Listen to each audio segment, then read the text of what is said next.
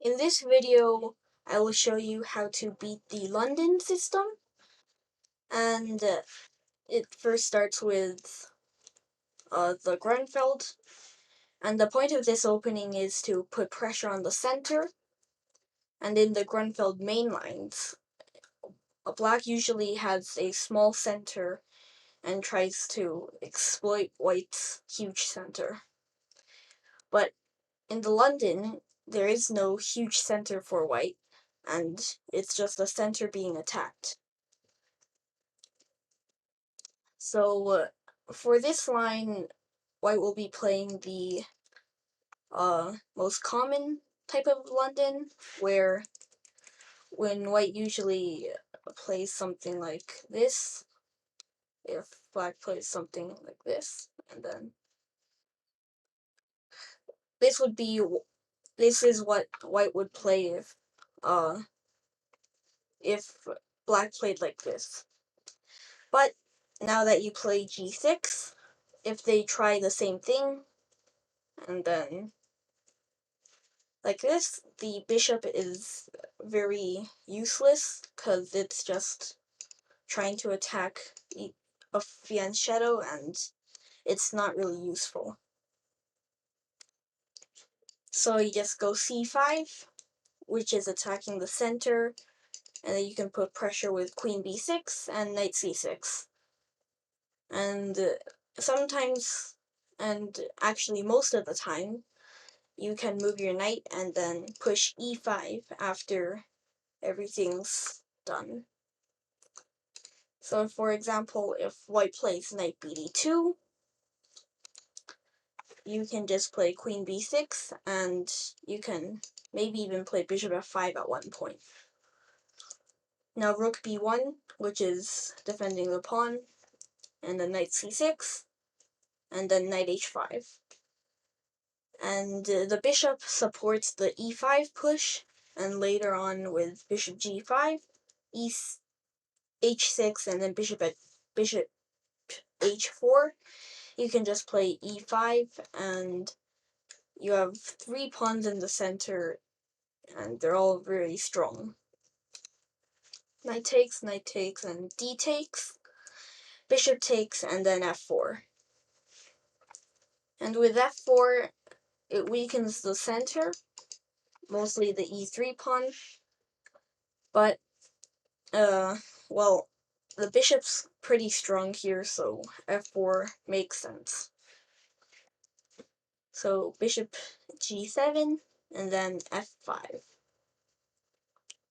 So now the pros of f4 are coming in, because the king is kind of weak if black just lets white do this. But you can just play c4, and then after bishop c2, queen takes c3, and then king h1.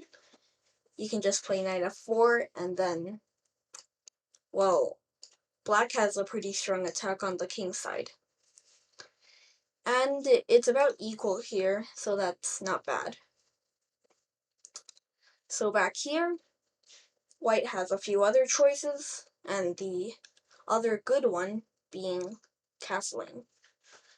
And you can just continue the same way with queen b6, and if white plays queen b3, you play c4, and this forces white to take on b6. Anything other than that would lose the bishop. So now queen takes, and then a takes, bishop e2. Bishop c2 is not so good because it's the same reason why bishop d3 around here wasn't good. So back here, bishop e2 is better. Now b5, expanding on the queen side, which is what you usually do when you have the open a file. Knight a3, and then bishop d7, knight e5, and then bishop c6. And though the bishop is pretty weak, it's close to useless, it's still defending this pawn, and, well, yeah, that's about it. But black still has a pretty strong queen side, so it's like a trade. Knight c2, knight bd7, knight takes, and then knight takes. And then now you're threatening to push e5, which could get rid of the d4 pawn, and then this bishop would become good.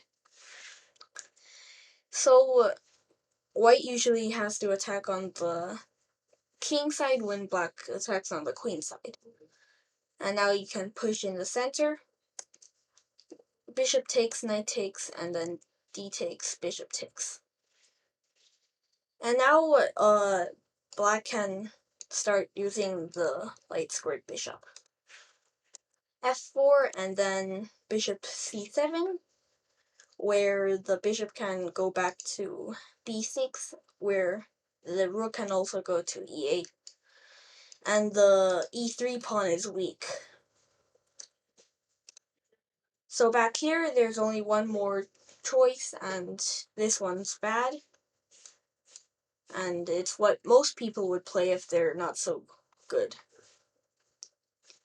So d takes c5, and then you can just play knight fd7.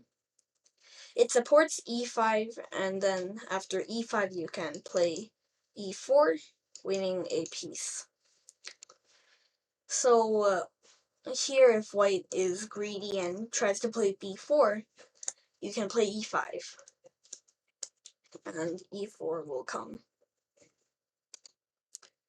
So yeah, that's about it for this structure with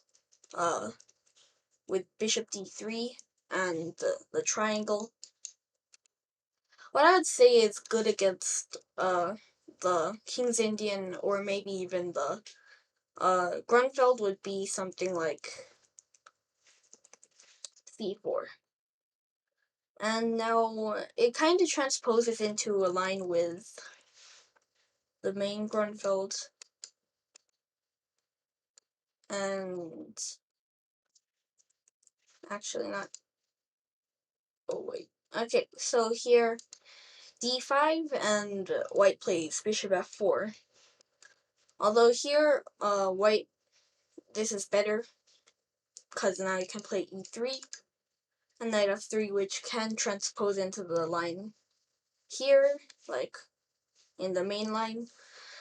But it's also more, there's more ideas behind this line. So yeah, that's about it for this line, and yeah. Thanks for watching, and goodbye.